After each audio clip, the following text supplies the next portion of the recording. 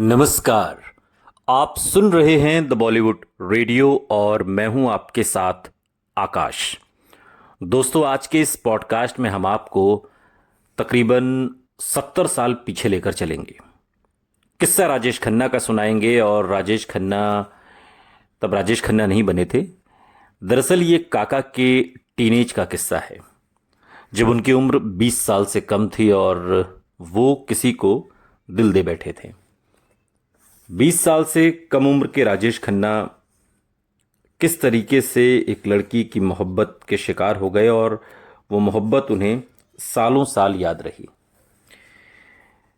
70 बरस पहले की बात है, लेकिन बचपन धीरे धीरे बीत रहा था। साल बीत रहे थे और जतिन अब टीनेज में कदम रख चुका था। जतिन यानी कि राजेश खन्ना। उम्र बढ़ने के साथ साथ नई उम्मीदें और ख्वाहिशें भी पंख फैला रही थीं। इस उम्र में जतिन को पहले प्यार का एहसास भी छू कर गुजर गया। उस लड़की का नाम सुरेखा था। सुरेखा उसी बिल्डिंग में रहती थी और वो उम्र में जतिन से बड़ी थी। ये 50 के दशक की शुरुआत की बात है। सालों बाद लेखक बनी रुबेन को अपने इस पहले प्यार के बारे में बात करते हुए राजेश खन्ना ने कहा, मेरी उम्र 11 या 12 साल की रही होगी और वो 16 या 17 साल से ज्यादा की नहीं थी। उस दिन जतिन अपनी बिल्डिंग के कंपाउंड में तेज रफ्तार से साइकिल चला रहा था। यह साइकिल उसकी पहली गाड़ी थी जो उसे बहुत जिद के बाद मिली थी। उसे मालूम था कि अपनी जिद कैसे पूरी करवानी है। उसके माता पिता उसे ना नहीं कह सकते थे। वो उनकी हर बात मानते थे और जतिन को यह बात अच्छे से मालूम थी।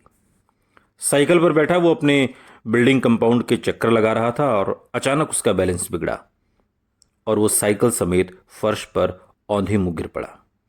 सब इतनी तेजी से हुआ कि वो समझ ही नहीं पाया। ध्यान दिया तो देखा कि उसका घुटना छिल गया था और उसमें से खून बह रहा था। खून देखकर वो डर गया। दर्द से आंखों में आंसू आ गए और ठीक उसी पल बिल्डिंग में रहने वाली एक लड़की भागकर उसके पास आई। उसके हाथ में एंटीसेप्टिक की बोतल और रुई थी।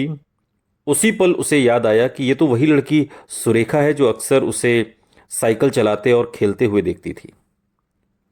उसने अपनी शर्ट की आस्तीन से फौरन आंसू पोंछे। अब भला एक लड़की के सामने वो कैसे रो सकता है।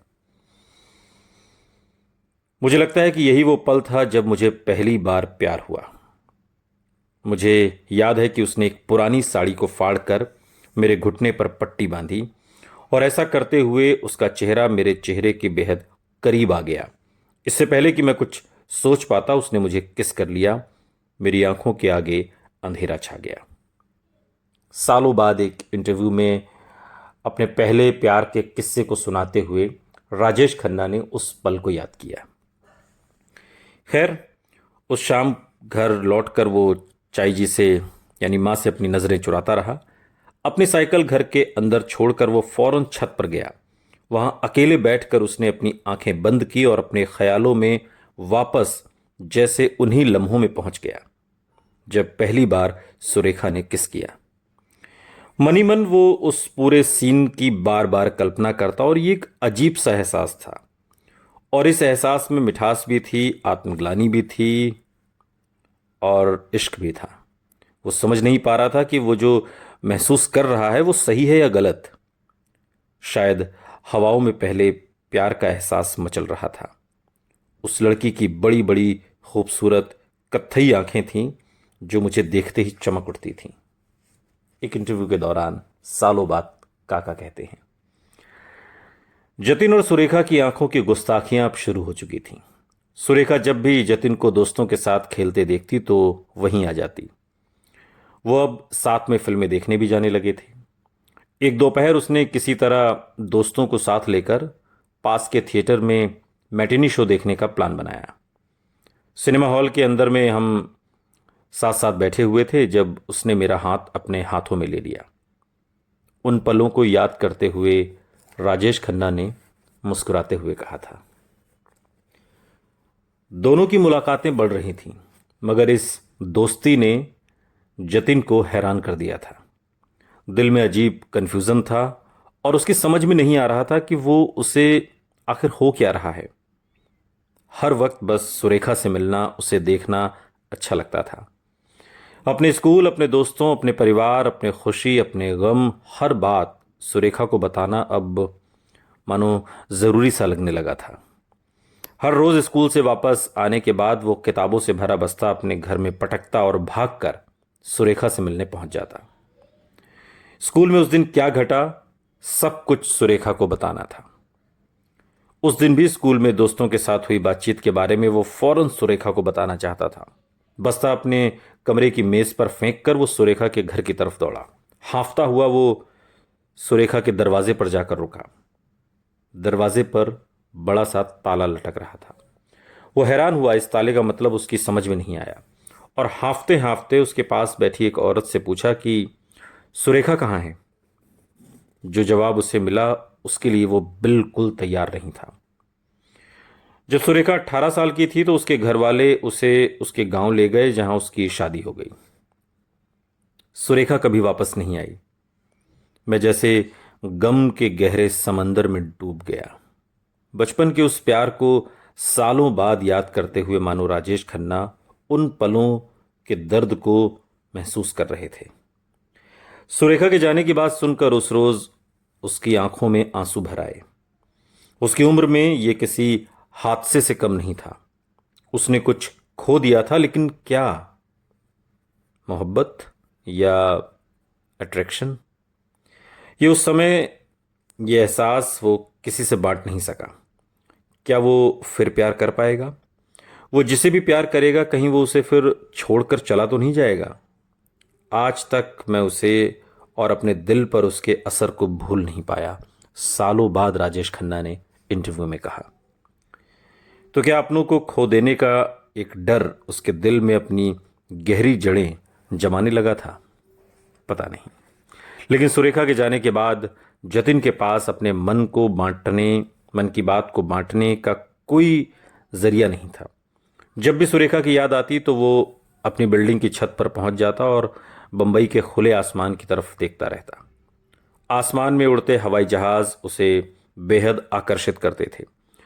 हवाई जहाज की आवाज सुनते ही वो उस पर अपनी नजरें टिका देता और उसे तब तक देखता रहता जब तक वो नजरों से ओझल नहीं हो जाता। और ऐसे ही कुछ पलों में मन ही मन उसने भी अपनी जिंदगी में ऊंची उड़ान भरने की ठान ली। बचपन के इन्हीं खेलकूद के दिनों में ही एक्टिंग की नींव पड़ी, और बचपन में वो अपनी माँ के साथ एक नाटक भी देखने गया। स्टेज पर लोगों को अलग अलग किरदार निभाते देखना उसे बहुत पसंद आया, और अगले ही दिन उसने पड़ोस के बच्चों को बिल्डिंग की छत पर जमा किया और इसके बाद नाटक की तरह ही सबको अलग अलग किरदार बांट दिए। थिएटर के अंदाज में एक दूसरे से डायलॉग बोलने का सिलसिला जब शुरू हुआ तो सबको बहुत मजा आया। बच्चों को जैसे नया खेल मिल गया, और अगले ही दिन छत पर पड़ी टूटी फूटी बेंच और लकड़ी के तख्तों से एक स्टेज बनाया गया। मंच तैयार था। कोई भी बच्चा कोई भी रोल निभा सकता था, कुछ भी बन सकता था। कुछ भी माने कुछ भी।